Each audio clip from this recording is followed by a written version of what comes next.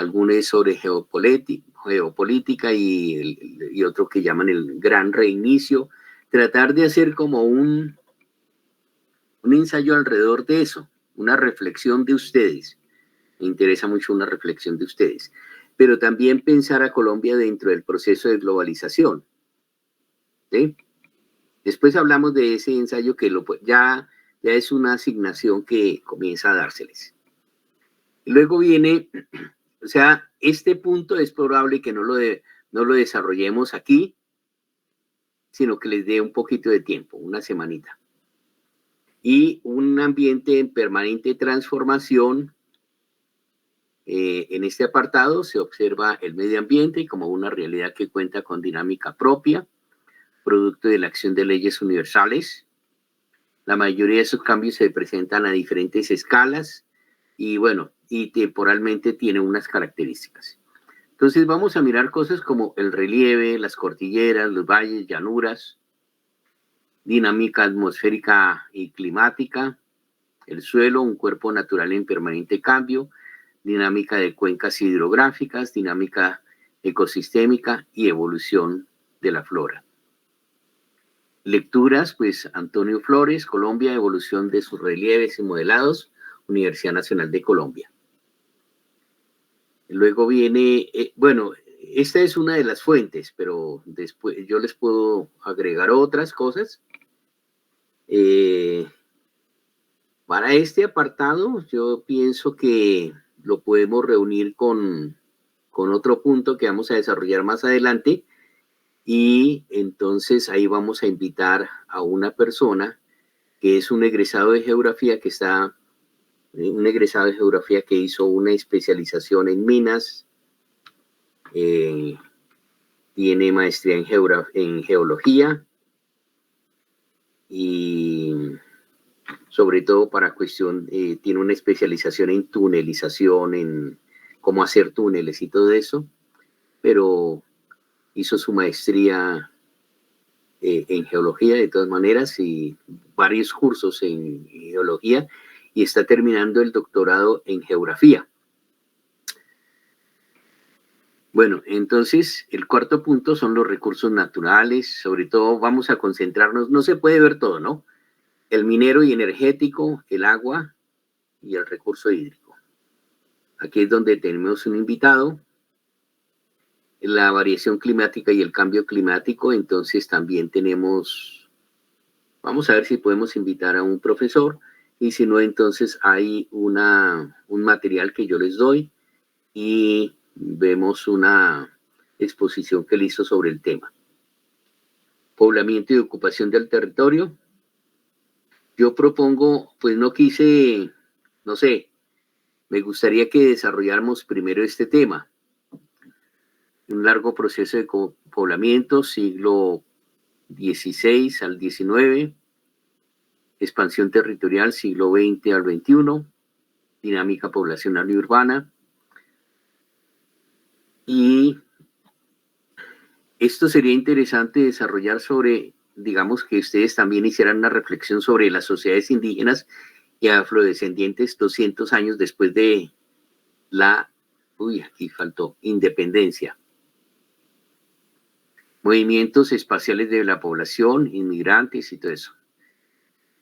Población y ambiente. Lecturas, Duque y otros, un trabajo que dice por ahí unas notas de clase, Montoya William, Parsons, Hermes Tovar tiene muchos trabajos interesantes, Robert West, este es un trabajo muy interesante, ahí vamos a incluir una cartografía.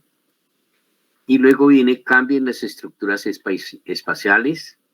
Vamos a concentrarnos en dos puntos, paisaje y territorio. Y entonces aquí se ve, comenzamos a trabajar con ustedes, cambio económico, cambio demográfico, cambio político, cambio cultural, cambio social, cambio tecnológico y recursos ambientales. Factores contingentes e históricos locales y estructura económica espacial. Aquí se proponen unas lecturas y para mirar eso de ese cambio se basa en este modelo. Este modelo es de Paul Knox, está dentro de un enfoque estructuralista. Entonces, él propone lo siguiente, que si hay un cambio económico, eso impulsa un cambio espacial o un cambio en la estructura espacial. Para nosotros, yo le hice una modificación, un cambio en la estructura rural y en la estructura urbana. Y hay un punto que va a ser, digamos, clave, que es tenencia de la tierra. Entonces, si hay una persona, un grupo, se van a hacer unos trabajos en grupo, si hay alguien interesado o unas personas interesadas en mostrar eso de cómo ha cambiado la tenencia de la tierra. Entonces, mire, el cambio económico produce un cambio espacial. Ese cambio espacial produce un cambio en la tenencia de la tierra y eso a su vez afecta a la economía. Entonces, en el esquema también entonces se puede ver que eso se puede apreciar a través de la morfología rural, del hábitat rural y urbano y de las redes. Pero eso produce muchas veces, esos cambios cuando son muy fuertes, producen conflictos políticos, problemas sociales y ocasionalmente hay respuestas en las políticas de planificación y eso afectaría nuevamente la estructura. Pero por este lado, pues uno tiene que mirar que si va a mirar cambio demográfico, el cambio demográfico está asociado a cambio económico y ese cambio demográfico también afecta a la estructura espacial. El cambio político, pues produce también, afecta el cambio económico y por supuesto la estructura espacial. Y lo mismo ocurre con el cambio cultural, con el cambio social. Hay veces, digamos, se puede trabajar cambio social y cultural como un todo. Este es muy importante, el cambio tecnológico. Entonces, ¿hasta qué punto, digamos, la tecnología ha afectado la parte rural, la producción rural o la población o la producción en la industria? Y aquí está este tema de recursos ambientales. Este lo desarrollamos un poquito con el conferencista invitado. Y este me parece importantísimo, factores contingentes, o sea, factores que no se presentan en todo lugar, son factores muy locales y también a las características históricas locales que afectan tanto a la estructura como al cambio económico. Hay veces porque obran como obstáculo. Eso se expresa en cambios en el paisaje colombiano, evolución de la estructura urbana regional y tecnologías.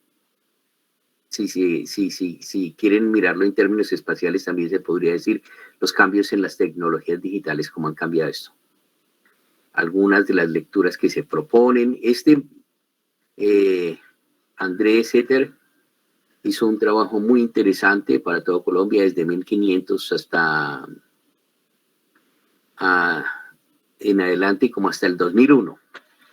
Legrand, Catherine Legrand, ha trabajado colonización y la protesta campesina en Colombia, pero se centra muchísimo en el trabajo, en el problema de la tierra. Luis Valdivia, un geógrafo chileno que vivió mucho tiempo en el Valle, yo creo que todavía está vivo, hizo un trabajo sobre población y crecimiento económico. O sea, esa combinación de la población, los efectos, pero aquí también se perciben efectos espaciales. Y esto, vamos a ver si lo alcanzamos, desafíos para los ordenadores del espacio y posibles escenarios futuros, miramos a ver si alcanzamos a desarrollarlo. Una bibliografía, entonces, el señor Éter, Galvis Germán, sin fecha, los paisajes que vieron los conquistadores. Este profesor es un profesor muy interesante, creo que estudió en Noruega o en Suecia, no recuerdo bien.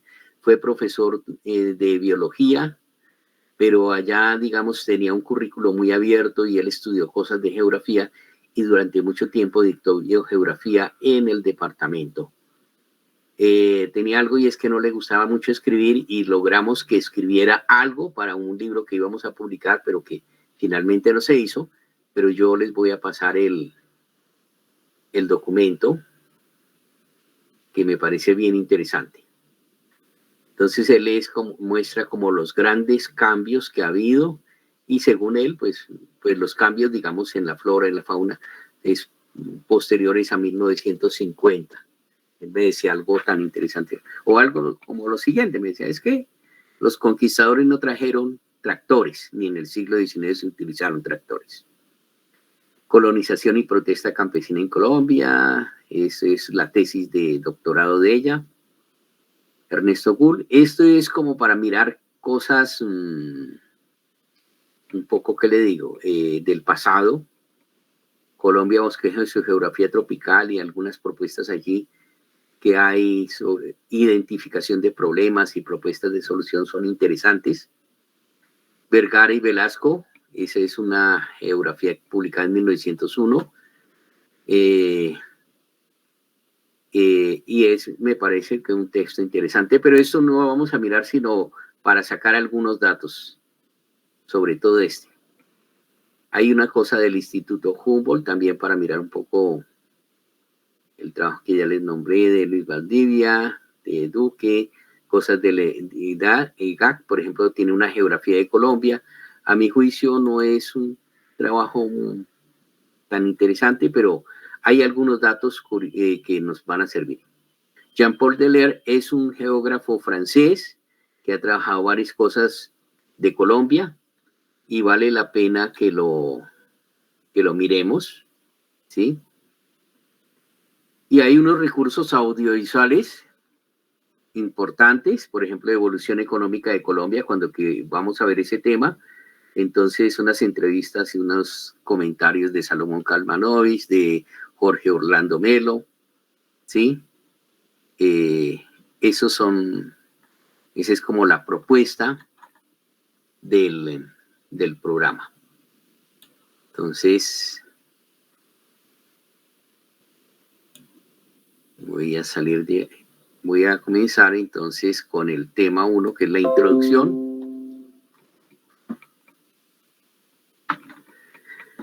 Voy a tratar de hacer algo muy breve hoy y comienzo, es la presentación del país, mirando algunos textos de geografía de Colombia. Lo primero que quiero mostrarles es como el mapa de lo que ha sido Colombia, de lo que hoy conocemos como el territorio colombiano. En algún momento, todo esto era parte de el territorio que administraron las colonias, era por aquí, por aquí, por aquí, ¿sí? Todo esto, pero en la medida en que, digamos, fue pasando el tiempo, entonces, con los primeros años de la independencia se propuso crear una gran república que incluyera todo esto, así. Entonces, Ecuador, Perú, ¿sí? Estarían unidos allí, Venezuela, y pues esta parte de Panamá hasta 1903 hizo parte de nuestro territorio. Después, con el transcurso de los tiempos, se fueron separando. Hay un capítulo de la historia de Colombia que se llamó La disolución de la Gran Colombia, que se fue separando Venezuela, Ecuador, ¿sí? Perú. Y ya después, muchos años después, en 1903, se separa Panamá. Hasta que finalmente nos queda esto que hoy vemos. Entonces es importante un poco conocer toda esa historia. Y por supuesto, ustedes saben que la geografía se desarrolla en Colombia prácticamente es después de la segunda mitad del siglo XX. Pero hay algunos trabajos que son definitivamente geográficos y muy interesantes anteriores. Entonces eso es lo que me propongo que veamos. Ahora, para poder estudiar la geografía de Colombia y mirar lo que hay de literatura geográfica en el siglo XX y siglo XXI, eso parece pues difícil. Sin embargo, si tomamos algunos criterios, podríamos hacerlo. Y es que las obras seleccionadas respondan a los cánones universales de lo que los geógrafos aceptan por geografía. O sea, hay muchos trabajos que pueden tener el título de geografía y que realmente no son geografía, desde el punto de vista de la ciencia geográfica. Si ustedes, digamos, quieren comprobar eso, no es sino mirar algunos de los trabajos que se hicieron en el siglo XIX, que son interesantes, tienen algunos rasgos de geografía, pero no son geografía. Ustedes pueden ver Peregrinación de Alfa, ¿sí?, de Manuel Ancísar. Es una obra que aporta algunos elementos para conocer cómo era el país, pero que definitivamente no es geografía, de acuerdo a lo que se hacía en esa época. El segundo criterio es que se trate de obras que ofrezcan una visión general de la geografía y del país. O sea, no se trata de libros regionales de Antioquia o de San Andrés, no, que abarque todo el país. Y el tercer criterio, que se hayan dirigido además de escolares a un público más amplio. Entonces, que no sea únicamente un texto escolar, porque hay algunos textos escolares que sí podrían identificarse como geografía. Por ejemplo, un libro que me parecía interesante era de un cura y se me olvida ahorita el nombre. Y el hermano Justo Ramón. Resulta que la geografía de Justo Ramón la han ridiculizado muchas veces, la han mostrado como una cosa que no es importante, pero yo tengo que decirles que Justo Ramón, el tipo sabía alemán, y entonces consultó los autores, los geógrafos clásicos del siglo XIX, porque el libro fue escrito a principios del siglo XX. Entonces sería un libro interesante, pero si ustedes examinan el contenido, encontrarán que hay una fuerte perspectiva desde el determinismo geográfico. Uno podría criticar eso hoy y decir, no, determinismo geográfico no, pero era lo que se movía, lo que se manejaba en esa época, ¿no? Finales del siglo XIX. Entonces, yo seleccioné unas pocas obras. Son La Nueva Geografía de Colombia, escrita por Francisco Javier Vergara y Velasco. Luego La Nueva Geografía de Colombia, de autoría del catalán Pablo Vila. Los dos primeros son colombianos, Vergara y Velasco, y mientras que el segundo, Pablo Vila, es de España, catalán, y la última es Colombia, bosquejo de su geografía tropical, escrita de la mano del geógrafo alemán Ernesto Gull. Aquí no alcancé a incluir, digamos, uno podría hacer algunos comentarios, pero quiero reservármelos, sobre un texto que publicó el Instituto Geográfico Agustín Codazzi, que es un libro de geografía, y tengo que decir que recién está próximo a salir otro libro de geografía. La editora es la profesora Alice Boff. Bueno, tenemos que comenzar pensando esto, que en los primeros años de la independencia se sentía esa necesidad de información geográfica actualizada. ¿Por qué? Porque es que la planeación, la planificación se hace sobre información espacial. Hay que responder a unas preguntas. ¿Qué hay y dónde hay? ¿Qué hay en términos de recursos? Pero también qué hay en términos de problemas. Identificar los problemas es cuál es el tipo de problema, cómo se asocia ese problema de pronto con la región y luego tratar de buscar soluciones. Pero también podría decirse que hay en términos de recursos naturales, por ejemplo, mineros, o recurso agua, recurso suelo, y eso modernamente lleva a pensar cuál es la vocación de una región. En el siglo XIX no utilizaban ese término, pero también querían saber cómo se puede aprovechar una región, entonces estaba implícito cuál era la vocación de cada región.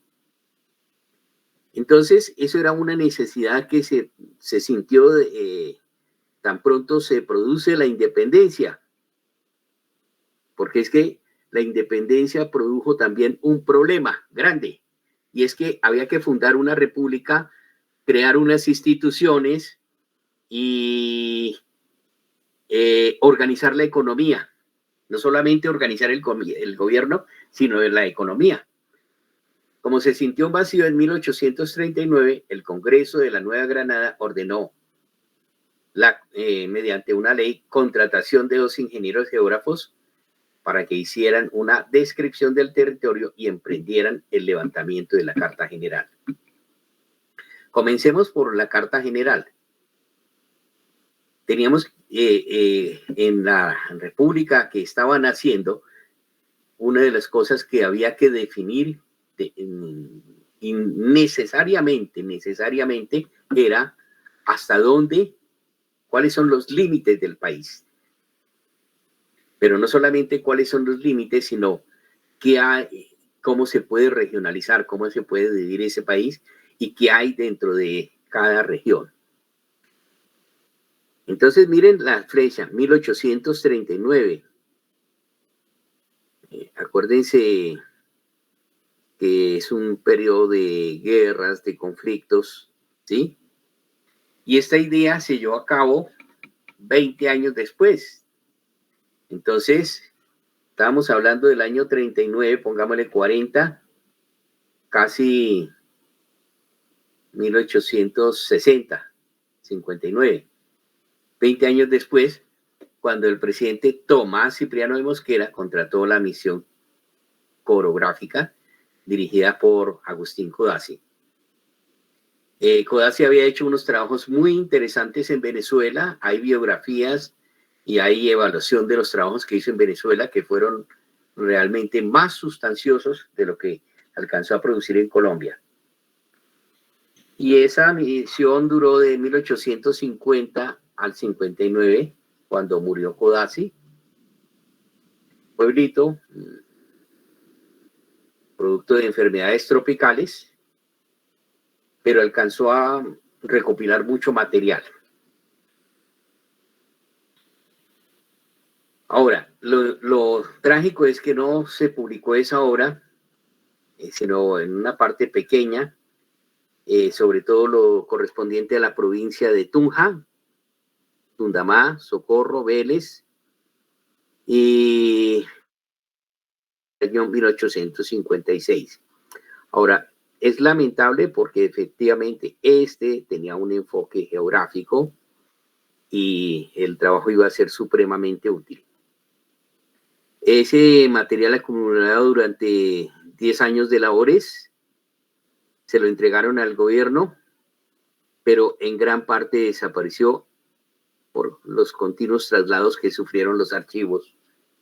Y yo supe en unas fuentes y leyendo unas fuentes que parte de los archivos, de lo que serían los archivos de la nación en esa época, los utilizaron en la Segunda Guerra, en la Guerra de los 1000 días para atacar escopetas. Entonces eso nos da una idea de la pérdida también. No estoy diciendo que pero el hecho de trasladarlos de un lugar a otro, por las guerras que había, eso permitió que algunas personas se apropiaran de algunos documentos. Bueno, finalmente se beneficiaron algunas publicaciones de parte de la información que trabajó Agustín Codazzi. La primera de ellas, pues, es Peregrinación de Alfa, escrita por Manuel Ancísar, son como 3 tomos. Es un trabajo interesante. contiene muchas descripciones, pero pues tiene un enfoque mucho más literario que otra cosa. Sin embargo, por ejemplo, si uno la lee, ahí aprendí de una ley que había para desecación de los humedales, y hasta hubo un impuesto. Se trataba de que terrenos como el de la sabana de Bogotá, como era muy pantanoso, comenzaron a desecar esos terrenos para dedicarlos a la agricultura. Eso fue como parte de las observaciones que hicieron las personas que declararon la independencia. Dijeron, esto hay que volverlo productivo, hay que volverlo potreros para ganado y zonas de cultivo. Otro trabajo fue la geografía física y política de los Estados Unidos de Colombia, que no la mostré aquí. Y por último, la nueva geografía de Colombia de Francisco Javier Vergara y Velasco. Esta geografía física y política de los Estados Unidos, creo que fue publicada por SEA, pero básicamente es muy descriptiva, mientras que este libro, Nueva Geografía de Colombia, de Francisco Javier Vergara y Velasco, que originalmente se publicó en 3 tomos, realmente es geografía. Ahora, les voy a adelantar un dato, es que Francisco Javier Vergara y Velasco nunca salió del país, pero tuvo una educación de tipo autodidacta y él hablaba francés. Eso le permitió mantener una comunicación por carta con Eliseo Reclus, un geógrafo francés, y ellos intercambiaban ideas. Eso fue muy interesante, esa amistad. Después, cuando Reclus vino a Colombia, se tuvieron algún contacto. Y bueno, ya les adelanto más textos. La publicación de textos del siglo XX. 3 obras que se constituyen en verdaderos tesoros bibliográficos para el siglo XX. Guardan en común las siguientes características. Fueron ampliamente documentadas. Estos fueron obras ampliamente documentadas y eso lo vamos a mirar con detenimiento, por lo menos en 2 de esos libros.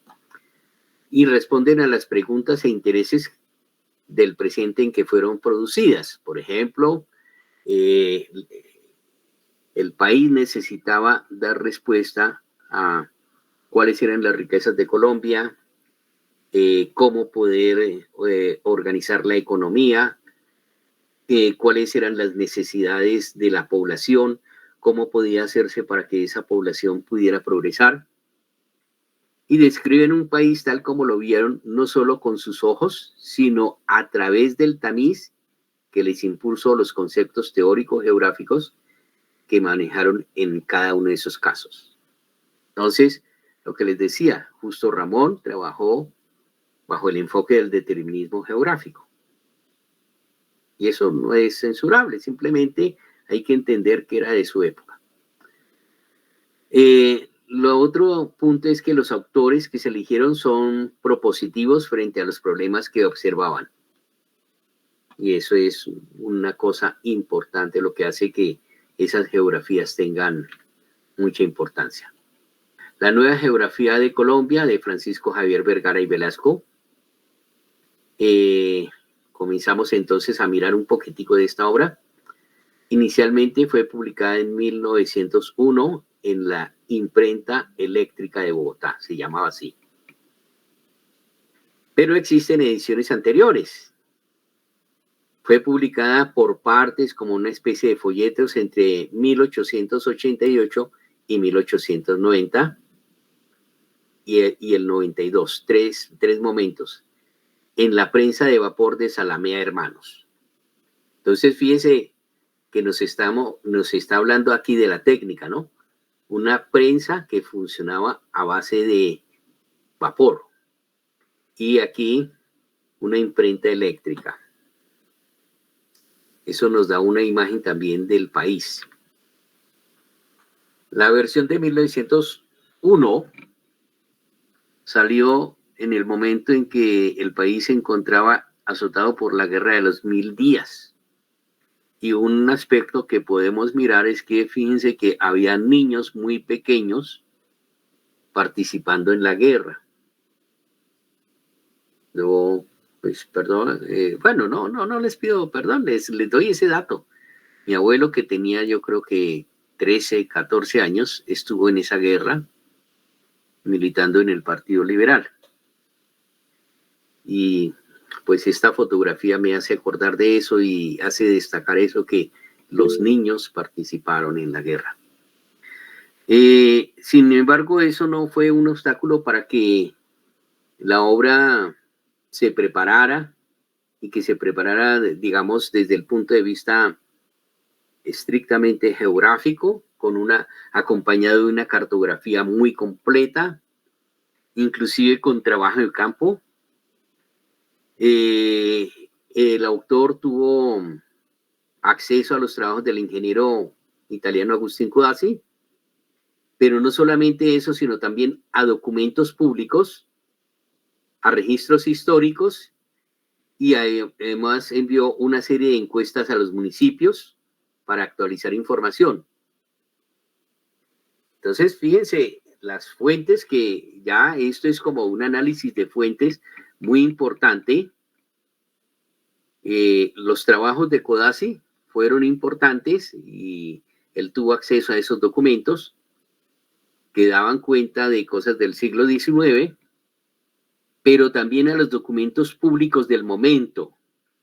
Creo que muy pocos geógrafos tienen ese privilegio, ¿no? Ahora, a los registros históricos hay que entender que este geógrafo hizo un catálogo en el que clasificó documentos de lo que hoy es el Archivo Nacional. Y consultó esos documentos históricos, los leyó, no solamente los clasificó, sino que los utilizó también para comprender la propia geografía del país. Y como si fuera poco, en un ambiente tan difícil, realizó encuestas por todos los municipios del país. Entonces, en ese momento no existía el DANE, no existía ningún recurso de esos, pero él aprovechó lo siguiente, que en cada pueblo había profesores y a esos profesores les envió encuestas para que dieran alguna información sobre los recursos que había, sobre las actividades económicas, sobre la cantidad de población. Entonces, procesó toda esa información. Se trata de una obra extensa, 1265 páginas y diversa en contenido. Abarca desde las comunicaciones y altimetría, digamos, en ese momento no se hablaba de relieve, pero sí de qué tan alto era eso.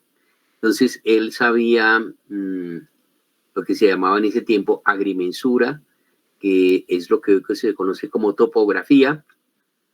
Hizo mapas utilizando el sistema de triangulación, y trabajó la geografía física, la económica, la organización regional, y hay que decir que la primera forma de organización regional, de propuesta de organización regional del país, fue propuesta por Francisco Javier Vergara y Velasco.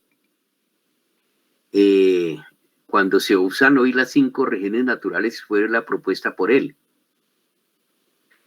También hizo sobre historia del poblamiento y otros temas. Ahora, no ofrece un problema específico, digamos, no hay, si lo comparamos con un problema de investigación hoy, no podemos decir que tuviera un problema de investigación, pero sí es posible identificar un hilo conductor en la obra. O sea, no carece, digamos, de un rigor. El interés del autor: quería producir una geografía fresca que diera cuenta de las características de la patria, que se apartara de las largas listas mnemotécnicas para producir un trabajo redactado en un lenguaje moderno y ágil. También quería dar cuenta de cuáles eran los recursos naturales con que contaba el territorio para que sirviera de guía, de orientación al desarrollo del país, pero también identificaba los problemas. Bueno, yo quiero, con esto que les he dicho, hacer una pequeña pausa y mirar un poquito las reacciones de ustedes. Voy a dejarte presentar. Y fíjense que hemos avanzado un poquito, pero entonces comparemos un poco el trabajo de Vergara y Velasco con lo que, digamos, se puede trabajar hoy. Entonces, escucho a las personas asistentes.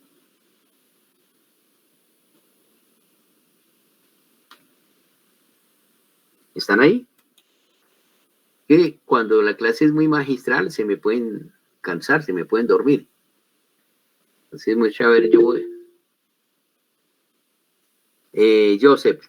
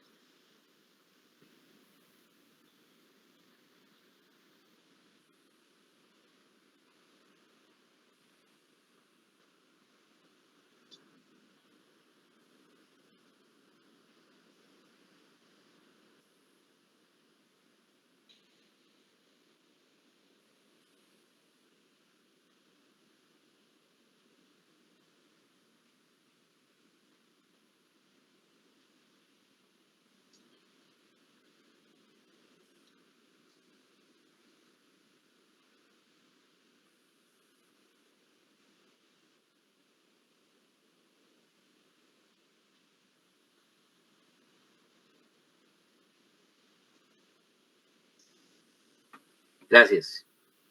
Sí, sobre todo que, mire, había un obstáculo y él lo solucionó cuando todavía la gente era iletrada. Eso me parece importante. Yo creo que tenemos una ventaja respecto a la época en que trabajó él, y es que buena parte de la información ya está digitalizada. Cada municipio tiene una oficina de planeación, eso ayuda, y por lo menos la información sería útil. Entonces, si se quisiera hacer hoy una obra de esa dimensión, yo creo que no la puede hacer un solo geógrafo. Eso es, pues, mi idea, ¿no? Y ya vamos a... Tenemos otra persona que intervenga y que nos dé sus impresiones así. Bueno, otra ventaja que tenemos es que, por ejemplo, hay instituciones que trabajan en lo que antes se llamaba los territorios nacionales, en Orinoquía y Amazonía, ¿no? Entonces, y ya hay un poquito más de trabajos, entonces, eso es una ventaja. Y tenemos el DANE, aunque se puede criticar mucho, hay información que sí es útil. Si uno mira el censo, también hay una serie de microdatos, que eso ya requiere entonces computadores potentes y programas potentes para poder procesar toda esa información. Bueno, ¿quién más quiere opinar, participar? Bueno, voy a preguntarle a Amparo para escuchar su voz. Sí, señor. ¿Cómo te va, Amparo? Bien, gracias, profe. Sí, yo sí quería decir, era que con todo lo que usted dijo, a mí lo que me llamó la atención de lo que está diciendo es que cuando uno mira el programa Geografía, ve que tiene como digamos, introducción a la economía, hay como introducción a la economía, introducción a la sociología, hay varias materias, y entonces con lo que usted estaba diciendo, pues estaba viendo cómo, digamos, estos trabajos de estos geógrafos como que no solo hablaban del paisaje, sino como también de la economía de las regiones, como el comportamiento de las personas que estaban ahí, y pues me llamó mucho la atención, pues como comprender como todo, digamos, como las actividades humanas están relacionadas con el paisaje, con el relieve, y cómo el relieve están relacionadas con las actividades humanas, como de sostenimiento, de desarrollo. Entonces me pareció súper interesante eso. Gracias. Oye, es que, digamos, la geografía tiene que beber en otras disciplinas.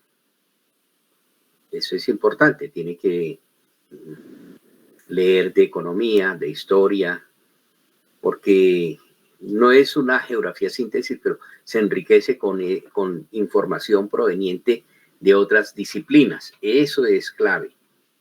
Aunque la geografía tiene su propia teoría, ¿no? Y su propio cuerpo de conocimiento, pero igual le ocurre a la historia. La historia tiene que beber en unas fuentes como la filosofía, la antropología, ¿sí? Y la paleografía. Entonces, ahí, digamos, la academia lo que ha hecho es hacer como compartimentos de cada disciplina. Sin embargo, el conocimiento no se puede manejar únicamente así. No podemos decir únicamente leo geografía. Definitivamente, eso sería grave. Voy a continuar y luego entonces escucho más participaciones de ustedes, porque quiero comentarles, esto yo creo que les va a suscitar un poquitico de interés.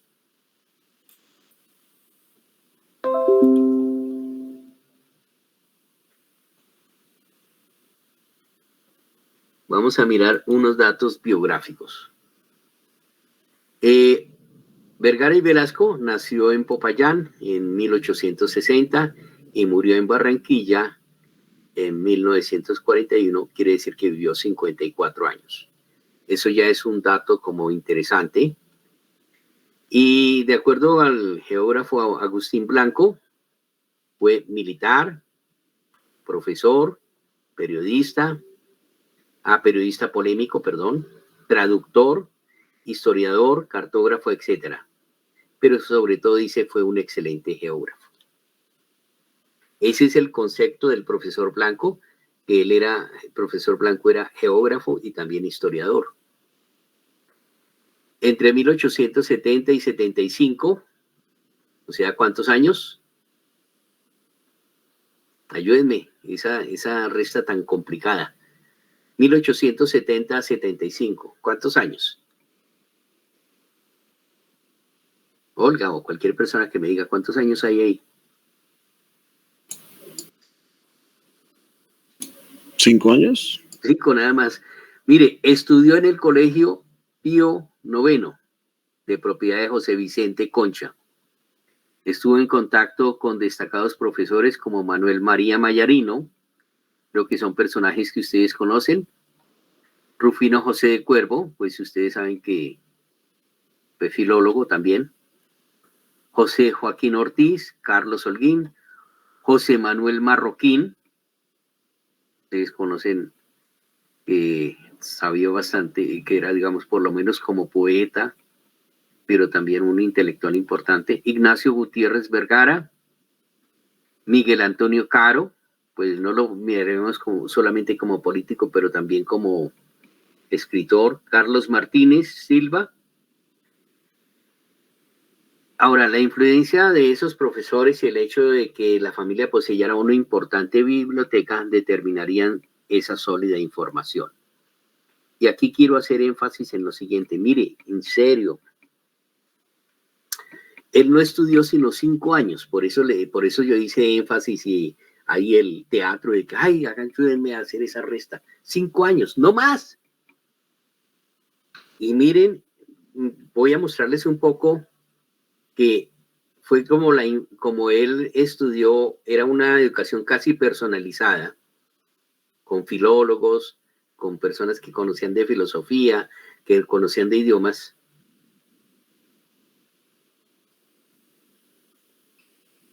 Uy, esto se me...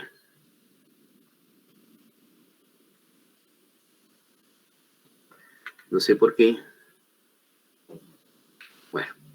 se me saltó algo, y es que quería decirles que las materias que él estudió fueron pocas. Pero entonces ahora voy a pasar algunas cosas del libro. El libro contiene un solo capítulo que denominó El territorio.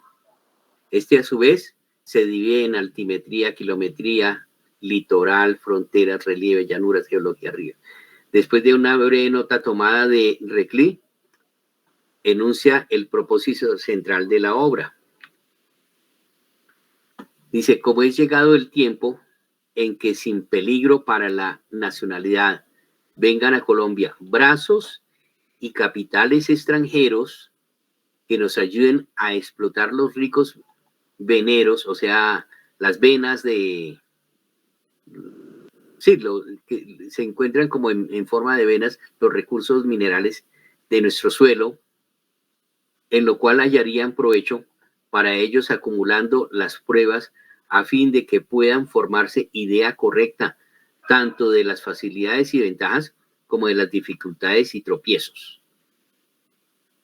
que a sus empresas presentaría el territorio, y por ende para que se den cuenta exacta de que es factible vencer las segundas y aprovechar las otras. Fíjense cuál es el propósito realmente. Ahí está marcado el propósito que mencionan en una cita de Caldas, y es que vengan a Colombia capitales y técnicos. Entonces, a continuación pasa a describir el territorio armando una imagen integrada a partir de una pieza recopilada. Bueno, pero quiero nuevamente hacer una pequeña pausa, porque es que les dije algo a ustedes, y es que él estudió 5 años y que tenía una biblioteca muy nutrida. Nosotros no necesitamos tener todos los libros hoy, porque afortunadamente existen buenas bibliotecas. Pero créanme una cosa, es importante la labor individual de crecimiento. O sea, el hecho de que él hubiera tenido una biblioteca muy completa, lo que hizo es que se puso a leer por su cuenta y con una buena dirección. De pronto me imagino a estos personajes que conocían, le decían, mire, ahí en su biblioteca hay tal libro. Y él hace una pregunta, aquí la puede encontrar en este libro de matemáticas. ¿Saben por qué? Es que esto de la altimetría implicaba que él conociera trigonometría, que él conociera, bueno, pues ya cosas de matemáticas que no se ven en quinto de primaria. Y que manejara conceptos desde otras disciplinas y desde la propia geografía. Entonces, lo que hay que destacar es que sobre todo fue un autodidacta, pero que fue muy beneficioso el contacto sobre todo con Reclus y con otros geógrafos, con otros intelectuales de la época. Yo creo que eso nos deja una enseñanza a nosotros. No sé, me gustaría que abriera alguien el micrófono y dijera, oiga, sí, me pone a pensar tal cosa.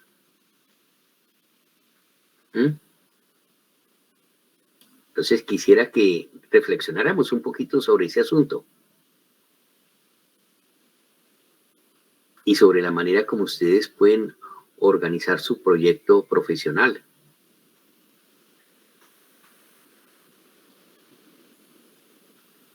Preguntémosle ahí a Luis Alejandro Guzmán. Ah, bueno, no. Olga Amparo y luego Luis Alejandro. Olga. Pues, profe, que a mí sí eso digamos, sí me parece muy importante lo que está diciendo, porque por lo menos aquí en la universidad se ve mucho eso de que, pues, como se da el tema, pero pues le corresponde a uno hacer investigación, hacer lecturas, como de los temas que a uno le parece más interesantes, buscar lecturas para hacerlas, más que como que le den a uno todo en la clase, ¿no? Sino que pues sí, a mí me interesa mucho, por ejemplo, el tema que usted está tocando, pues yo voy y busco lectura sobre ese tema, hago consultas y no espero como que todo el tema me lo den en la clase, sino también como buscar por mi cuenta y también como los espacios para socializar con los compañeros y hablar y discutir sobre esos temas. Me parece también que es muy importante el aprendizaje así. Entonces era lo que quería decir. Gracias, Olga. ¿Quién más? Le pedimos el favor a Luis Alejandro, ¿no? Sí, profe. Pues desde mi perspectiva, digamos que todo este tipo de conocimiento holístico nos permite, digamos que, elegir como geógrafos, digamos que la rama que queremos escoger. Digamos que en ese sentido podemos abarcar desde la geografía física hasta un componente más teórico.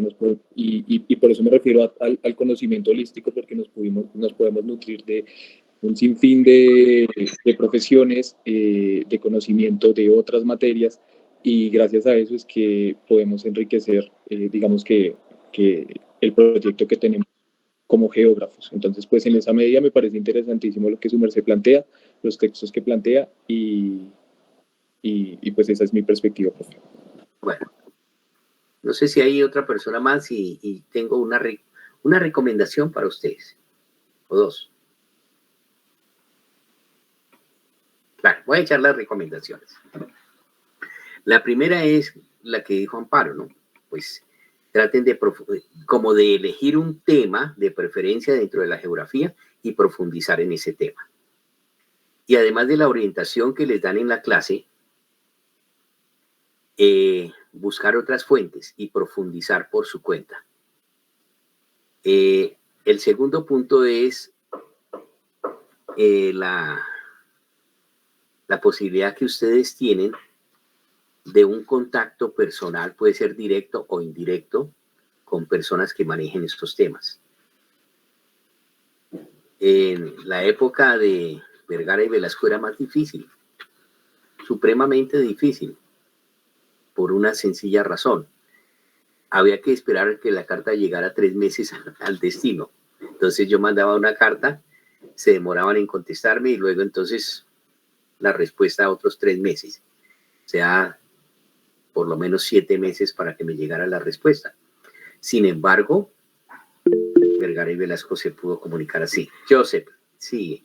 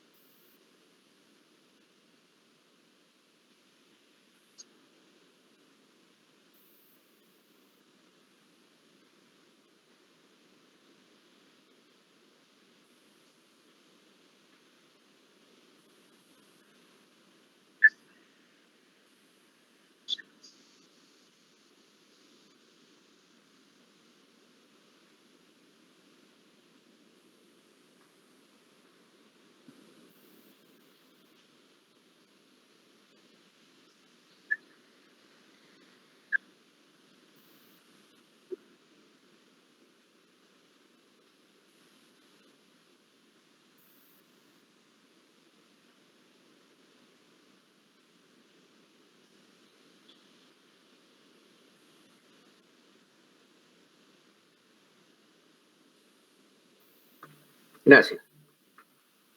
Bueno, yo creo que, digamos, yo saco 3 puntos del trabajo de Vergara y Velasco. Primero, me parece que el esfuerzo personal. Como les dije, él no estudió sino 5 años y en 5 años produjo cosas maravillosas que vamos a ver. El segundo, y que vale la pena imitarlo, ¿no? Ese esfuerzo personal vale la pena imitarlo. Si ustedes miran cualquier intelectual de cualquier parte del mundo, hizo un esfuerzo extra, además de asistir a las clases y de intervenir. Segundo, el contacto que él tuvo con otras personas, sobre todo él tuvo contacto con intelectuales, pero estaba destacando yo que lo hacía por carta. Y hoy tenemos internet, tenemos estos sistemas, de manera que habría chance de comunicarse con geógrafos o con intelectuales del mundo entero. Pues no todos lo van a poder hacer, pero uno que otro va a poder tener contactos y seguramente van a encontrar personas que van a responder. Y el otro punto que me pareció a mí, digamos, clave en Vergara y Velasco fue el idioma. En ese momento el francés era clave. Y eso le permitió entrar en contacto con otras personas y con el conocimiento de punta de la geografía. Eso es como, digamos, más que, yo creo que hoy tenemos ventajas en relación con la época en que vivió Vergara y Velasco, porque hay clases de matemáticas, si quisiéramos aprender matemática, y eso ayudaría mucho.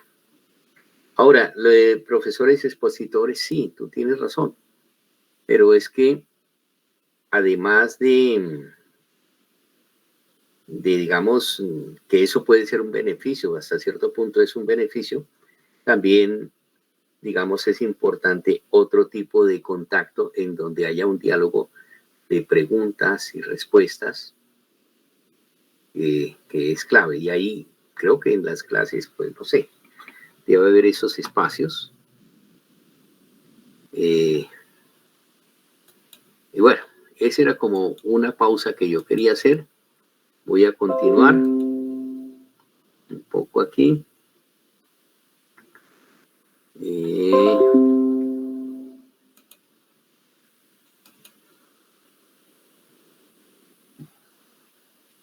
Bueno, inicia con la ordenación de los datos de altimetría y de distancia entre lugares centrales. Y quiero mostrarles esto. Utilizó un ingenioso recurso para imaginar el territorio, digamos cómo se formó el territorio. Entonces, él dijo lo siguiente: nosotros tenemos las cordilleras. Imagínense que el mar ascendiera hasta 6.000 metros, ¿sí? Entonces, lo que podemos hacer es que inicialmente el país estaba inundado por un inmenso mar. Él quería en forma didáctica decir cómo se formó el relieve. Sabía que todo el territorio estuvo cubierto por un inmenso mar en la era primaria. Entonces él dijo, bueno, ahora disminuyamos a tantos metros el nivel y vamos a ver que sobresalen unos volcanes en la cordillera central. O sea, ya estaba diciendo, la primera cordillera que emergió fue la cordillera central. Y así sucesivamente iba disminuyendo el nivel del mar para decir qué terrenos habían emergido primero. Entonces, fíjense que es lectura e ingenio. Ahora, no es una mera descripción y clasificación de las unidades que van surgiendo, sino que sino que examina las afirmaciones de otros autores y rectifica opiniones. Eso significa que él tenía un buen nivel de interpretación de lectura, que él también como científico verificaba, hacía confirmación con las observaciones de lo que estaba mirando en campo. Después estudia los ríos y las vertientes. y penetra a un ya conocimiento de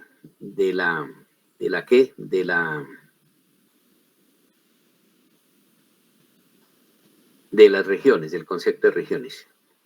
El libro 2 se divide en 2 capítulos. El primero desarrolla clima, flora y fauna. El clima se observa como un condicionante de la vida humana. Sabemos que recibió influencia de Francisco José de Caldas. Francisco José de Caldas tuvo, digamos, un enfoque también determinista en algún momento. Y el capítulo 2 estudia la capacidad productiva del suelo, clima, regiones. Voy a adelantarme un poquito. El libro 3 contiene,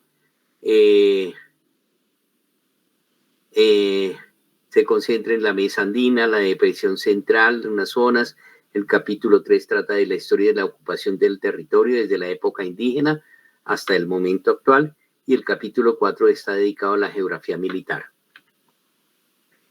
En cuanto a cartografía, empleó un sistema muy ingenioso. Resulta que como no había un sistema muy evolucionado aquí, entonces lo que hacía es que, bueno, primero desde el punto de vista cartográfico, emplea un sistema de coordenadas geográficas con origen en Greenwich. Esto no lo recibió en ninguna clase. Y empleó la proyección de Mercator. Entonces, es una cartografía técnicamente hecha y no recibió clases de cartografía. Además de mapas, se encuentran una serie de esquemas. Pero quería decirles que él tuvo que resolver un problema, cómo imprimir un mapa. Entonces, simplemente lo hacía dibujar, lo dibujaba sobre madera al revés. ¿Sí? Al revés lo dibujaba. Y hacía que tallaran, que un tallador sacara, digamos, unas partes para que quedara un relieve, y eso lo utilizaba para imprimir el mapa. En las páginas 1125 a 1126, el autor de la Nueva Geografía de Colombia indica que las principales fuentes que empleó, y de ahí se deduce que la Nueva Geografía de Colombia es resultado de la consulta cuidadosa de los trabajos de Codazzi, además de consulta minuciosa de archivos del Estado, incluyendo documentos históricos. En las citas figuran Hedner, Humboldt, Ancísar, Reclus. Adicionalmente, el autor se remitió a una encuesta a todos los municipios y hasta ahí. Me falta hablar de la Nueva Geografía de Pablo Vila y luego la geografía de... Entonces, no sé si hacemos una pequeña pausa de 5 minutos. Si están de acuerdo. No sé qué hora es. Son las 12:19, digamos 12:20. ¿Están de acuerdo que nos encontremos en 5 minutos como para que no se me vayan a cansar? Y creo que alcanzo a terminar eso. Vamos a ver cuánto me falta. Yo de todas maneras les pasé a ustedes ¿qué? Les pasé a ustedes un documento escrito sobre esto. De manera que entonces puedo verlo un poquito rápido. Terminamos entonces y vamos a ver la nueva geografía en 5 minutos. ¿Están de acuerdo? Sí, profe, gracias. Bueno, listo, profe. A las 12:25 alcanzamos a tomarnos un tinto de pronto. Bueno.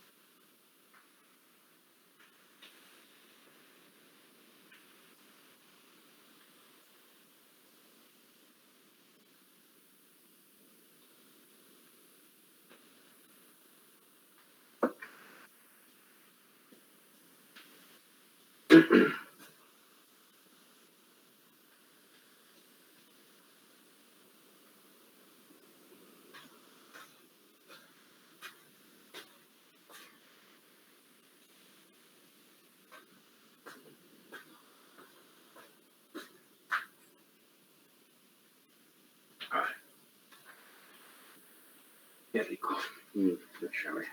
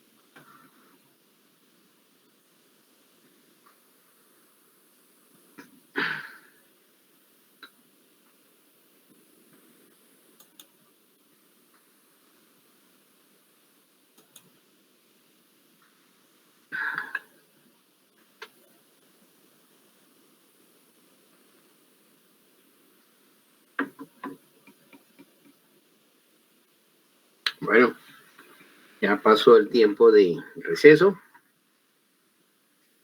Vamos a continuar con otro libro que es La Nueva Geografía de Colombia de Pablo Vila.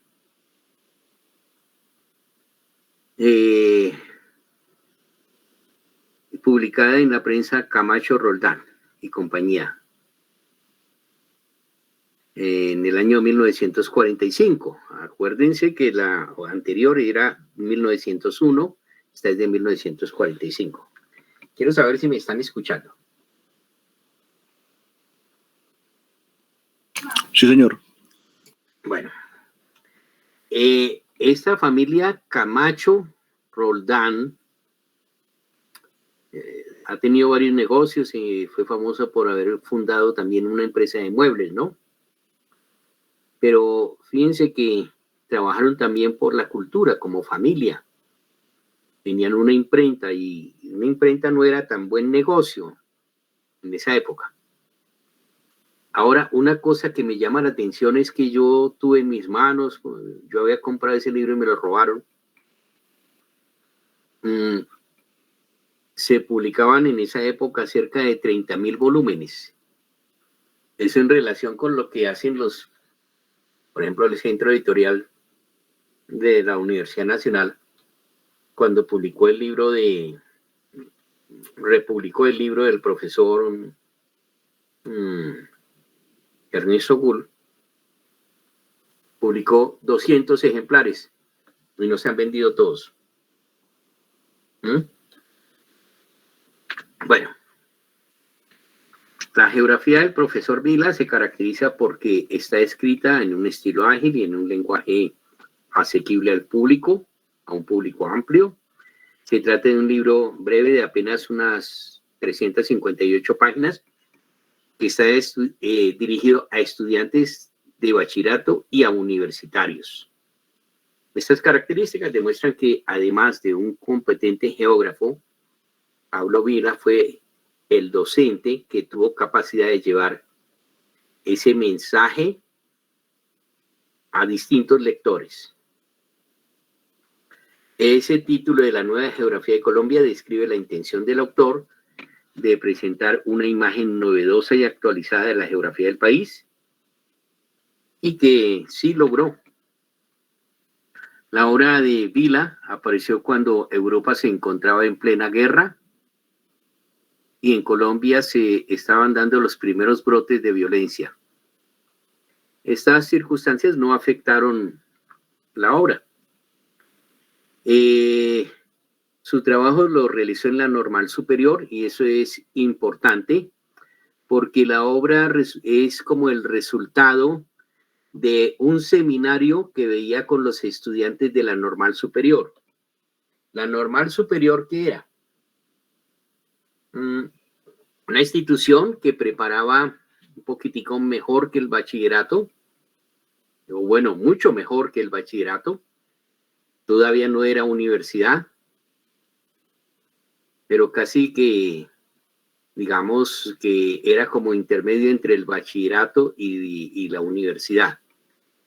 Allí se formaban los maestros, pero allí llegó Pablo Vila y él desarrolló algo que se llamaba un seminario de geografía de geografía. En ese seminario fue que surgió la nueva geografía de Colombia. A partir de un programa muy preciso, entonces organizaba la recolección de información rigurosa y obligaba a los estudiantes a que hicieran una consulta de carácter bibliográfico. Miraban, por ejemplo, las estadísticas, los libros que había de geología. Ya había venido, por ejemplo, Hansberry había publicado algo sobre la geología de Colombia y había que entregar una monografía y resultados, digamos, periódicos. Esta práctica era generalizada, pues los mismos autores afirman que los seminarios se llevaban a cabo con grupos reducidos de estudiantes y que casi todos los profesores se encontraban realizando una investigación que se vinculaba al tema del seminario. Se conocen pocos datos de la labor científica y académica del geógrafo Pablo Vila. Él se refiere que nació en Sabadell, provincia de Barcelona, en el año 1881 y murió también en Barcelona en 1980. A Colombia llegó en el año 1915, tenía 34 años y trabajó en el Gimnasio Moderno. Regresó a España y realizó importantes aportes que dejaron una marca en las mentes y los corazones de jóvenes que asistieron a sus clases. Entre ellos hay un geógrafo que vino a Colombia que se llama Joan Vila Valentí y él nos hablaba también de Pablo Vila. En el año 1938, cuando ya había cumplido los 57 años, la Guerra Civil Española lo llevó a exiliarse en Colombia y aquí trabajó en la Normal Superior. Eso es un dato importante. En Colombia tuvo varios discípulos, por ejemplo está el profesor Leonardo Pérez, que fue profesor por muchos años en la Universidad Pedagógica, con énfasis en geografía física, y él fue, digamos, él me comentaba que cómo fue su relación con Pablo Vila y cómo, digamos, él despertó el interés por la geografía. El profesor Pérez informaba sobre el valor que Vila atribuía al trabajo de campo y que introdujo esas prácticas con los estudiantes que formaron sus cursos en el seminario de geografía. Otro personaje del mundo académico ampliamente reconocida era la profesora Virginia Gutiérrez de Pineda, quien, igual que el anterior, asistió a las clases del profesor Vila. En geografía, el profesor Vila impregnó a sus estudiantes de la asociación entre lo físico y el hombre. Cada pueblo con un hábitat determinante de sus actividades, la vinculación entre el clima, la fisiografía, la vegetación, o sea, la relación entre los distintos fenómenos fue como la inquietud de este profesor.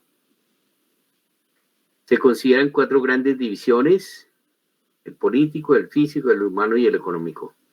A su vez, cada sección se divide en capítulos.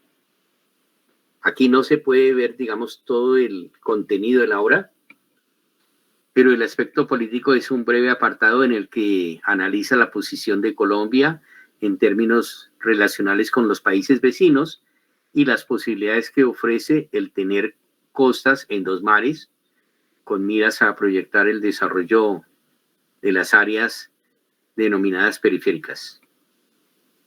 Presenta también la división política del momento como un proceso que tiene su origen en la dominación española.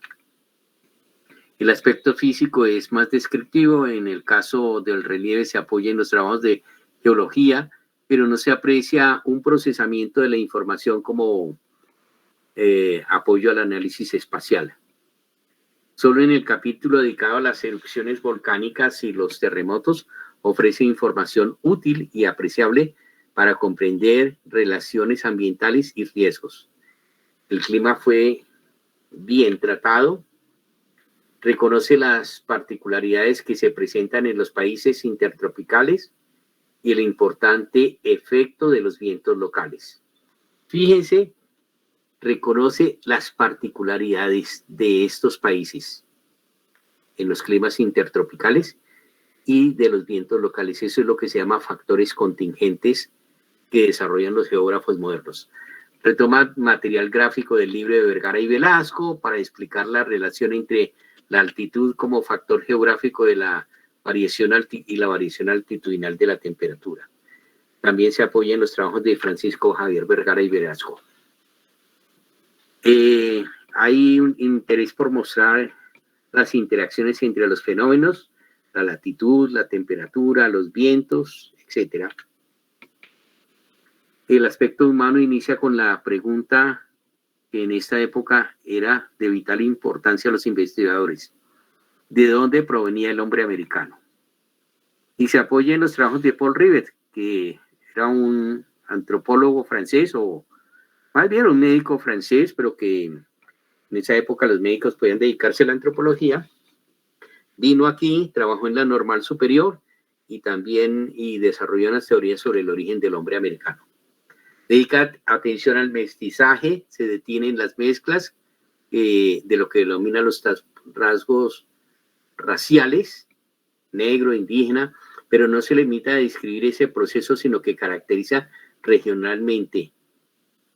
Y el autor afirma que la formación del tipo triétnico en relación con el medio geográfico ha originado en Colombia tipos regionales de características diferenciales que dan una notable variedad a la población de la República. De cada grupo hace descripciones psicológicas, intenta ofrecer explicaciones de algunas actitudes como la pereza en el tipo del trato discriminatorio que ha recibido o atribuye al clima. No es raro encontrar en el texto de la época frases que califiquen de inferior a la raza indígena o a los mestizos. Bueno, la idea de que la raza indígena y el mestizo eran inferiores y que era necesario traer inmigrantes, eso es una idea que trabajó un autor que se llamaba de apellido Arango en la geografía económica de Colombia. No sé, yo creo que podemos ver algo de Ernesto Gull muy rápido. Puse 2 fotos. Una foto de Ernesto Gull joven, así llegó a Colombia, y así esa edad tenía cuando falleció. Nació en Berlín en 1915 y murió a la edad de 85 años en el año 2000. Estudió geografía durante 4 años en la Universidad de Berlín. Concluyó sus estudios a los 23. Viajó a Suecia y llegó a Colombia en el año 38. Se vinculó a la Normal Superior como profesor de cartografía y seminario de geografía.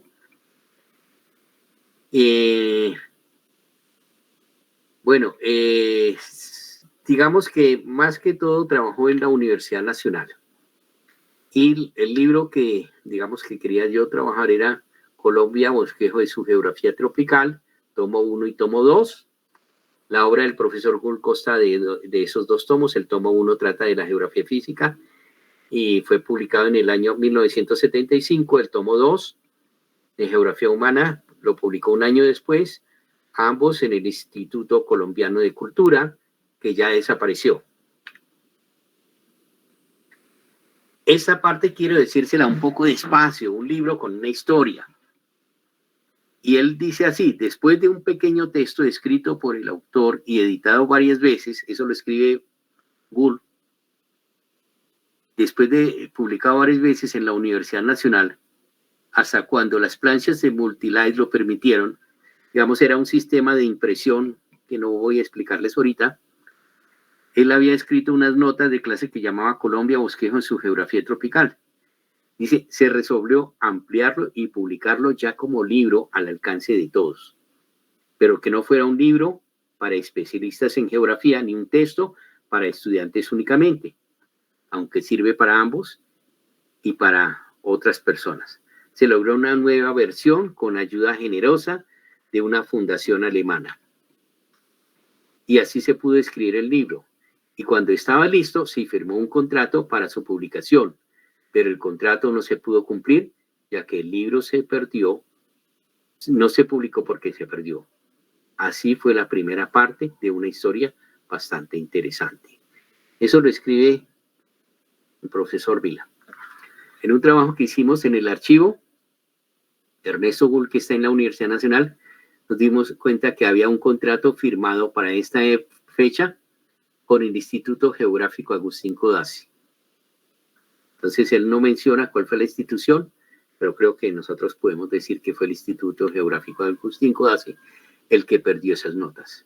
Según un informe del autor, fue necesario reconstruir toda la obra a partir de borradores y afirma que aunque con menos material y finalmente se publicó con el Instituto Colombiano de Cultura en esos 2 tomos. El Instituto Colombiano de Cultura publicó cosas interesantes, hasta libros que en esa época valían 3 pesos. El tomo 1 consta de 286 páginas, organizado en los siguientes capítulos: el país geográfico, la geología, el relieve, la hidrogeografía. Bueno, ustedes pueden ver el libro.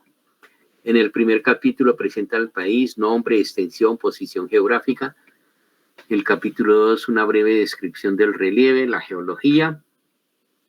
Por momentos salta de una generalidad al detalle, o sea, habla de teoría general y luego habla del país y luego un detalle de una ciudad o de un lugar. Por ejemplo, para explicar el volcanismo o los páramos que recorrió y que reconocía en detalle, puede afirmarse que Gould se movía continuamente de las fuentes bibliográficas que había consultado al mundo fáctico, al mundo empírico que había caminado. De suerte que los relatos se enriquecen con la información de campo que había reunido en sus numerosas excursiones. Otra característica de la obra en referenciada consiste en las fotografías que se integran al texto para ofrecer una visión más viva y real de los fenómenos descritos. Digamos que es un archivo fotográfico muy completo acerca del país. Lamentablemente no se pueden reconocer todas las regiones porque no está clasificado y las fechas se podría dar apenas en forma aproximada. El tomo 2 consta de 452 páginas, lo dividió en 9 capítulos y sería muy extenso comentar uno por uno. Al hablar de la estructura espacial, explica el autor que el centro urbano juega especial papel, o sea que la estructura urbana ya era un tema que le preocupaba.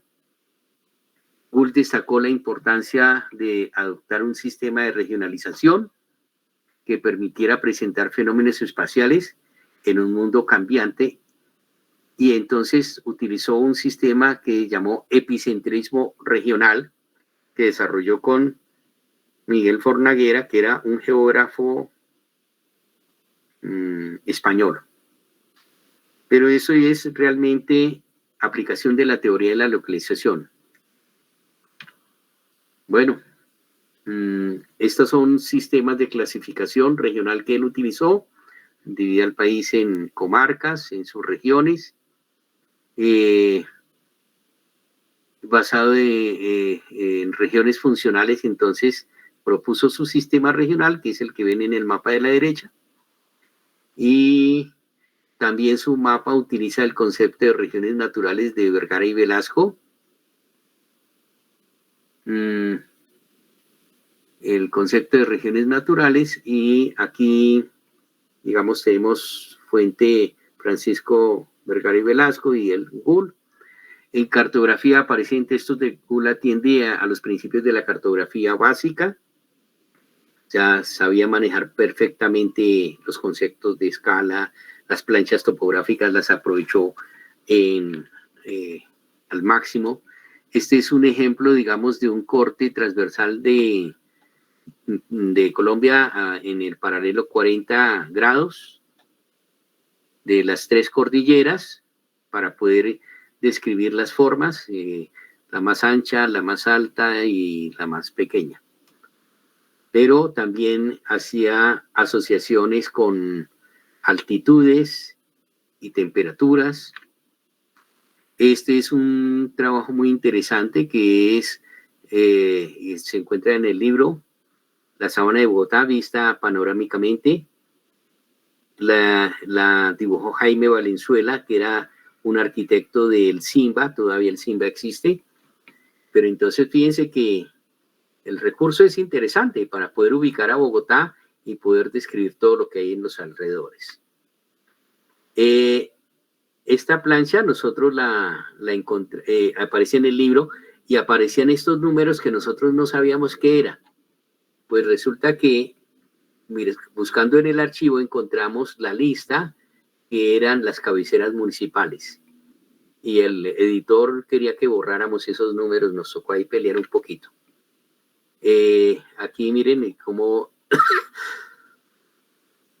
relaciona los fenómenos meteorológicos con el relieve, fuentes bibliográficas, trabajos impresos, libros, artículos, folletos, trabajos inéditos, informes oficiales y conferencias. Cuando digo trabajos inéditos, entonces oficiales quiere decir del acueducto, de los distintos institutos en Colombia, informaciones directas e entrevistas y observaciones de campos hechas por el autor. Puede afirmarse que eventualmente transcribió fragmentos de trabajos que había realizado y de otros autores como Camilo Domínguez, Raymond Cris, Wolfgang Brücher, para lo cual contó con las autorizaciones de ellos. Figuran trabajos clásicos de geología, informes oficiales, algunos elaborados por el autor, y trabajos de investigadores extranjeros como Humboldt y Hedder, algunos traducidos por el mismo gurú.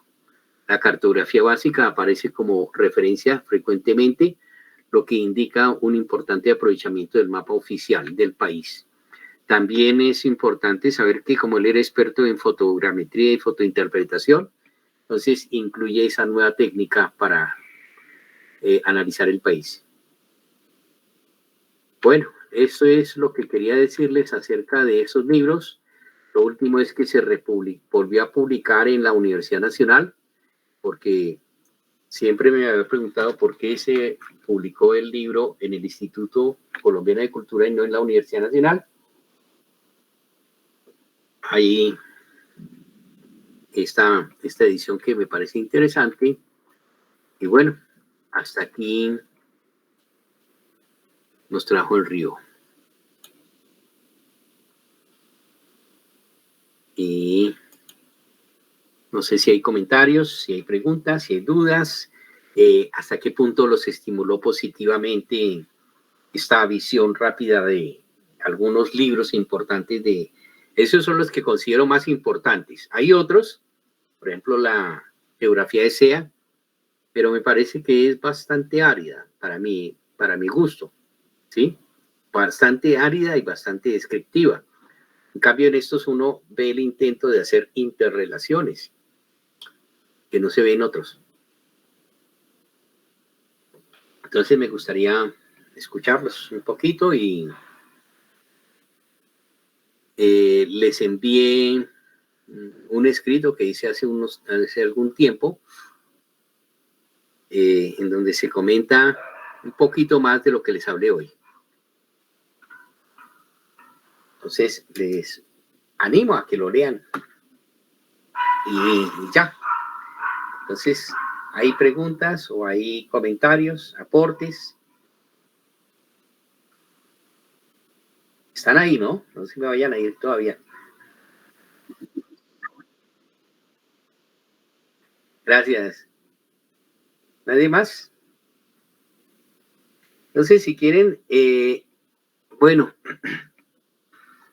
vinieron 18 personas, traten de pensar si es más conveniente de 2 a 5 la clase, porque hoy la hacemos casi hasta la 1. Hasta la 1 yo no tendría problema, pero de ahí en adelante eso, pues me parece que es como una hora pesada. Yo quiero que ustedes aprovechen esto, para que no tenga uno que hablar a la carrera después. Por ahora, digamos, no nos sentimos cansados porque estamos comenzando, pero más adelante va a ser pesado. Entonces, ¿cómo les parece? Ya queda descartada la posibilidad de 9 a 11. Y de 10 a 1 también queda descartada porque hay estudiantes con compromisos. La pregunta es, ¿cómo ven la posibilidad de pasarla de 2 a 5?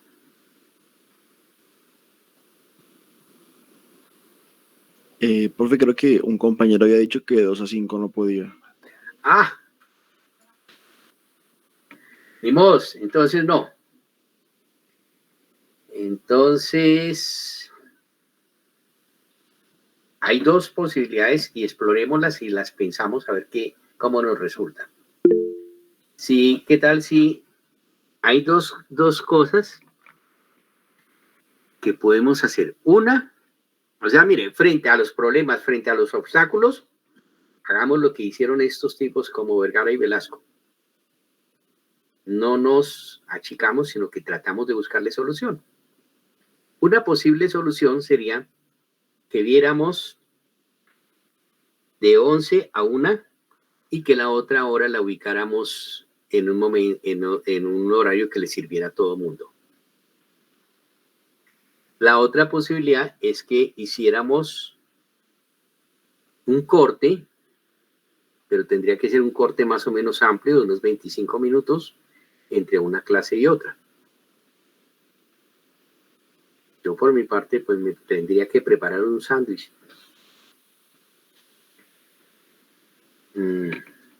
Ustedes piénsenlo, no resolvamos eso hoy, pero hay como las 2 posibilidades. Si ustedes encuentran otra, me avisan, ¿vale? Entonces ya tienen su programa. La próxima vez voy a hablarles un poquito ¿de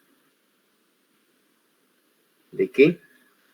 De los límites de Colombia, cómo se fue transformando el mapa. Hay un libro,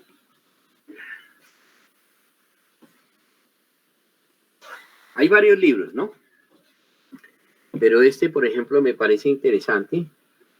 Cuestión de límites de Colombia. Es un trabajo interesante. Yo les voy a mandar igual material a ustedes de eso. Estoy trabajándolo un poco. Y hay una cosa muy interesante que yo vi en una ocasión en la Sociedad Geográfica de Colombia.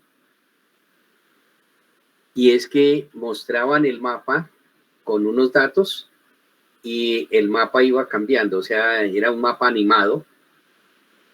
La última vez lo consulté y no lo pude,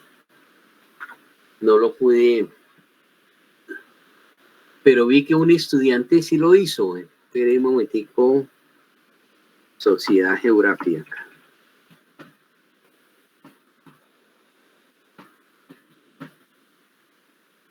Evolución del mapa. Mapa Colombia.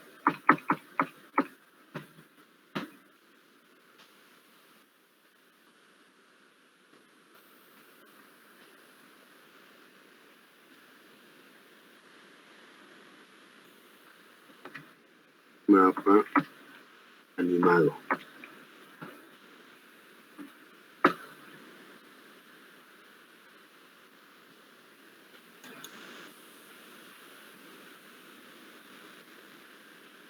Ah, ya.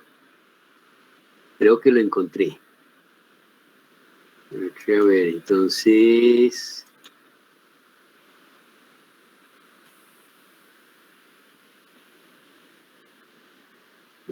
voy a mostrárselo de una vez y les mando el link.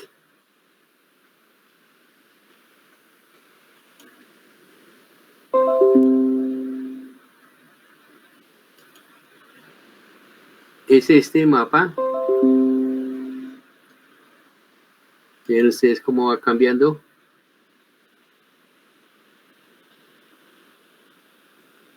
Y eso va acompañado pues de memoria, una memoria pequeña. Y se ve cómo fue evolucionando el mapa. Entonces voy a mandarles de una vez el link para que lo revisen. A ver.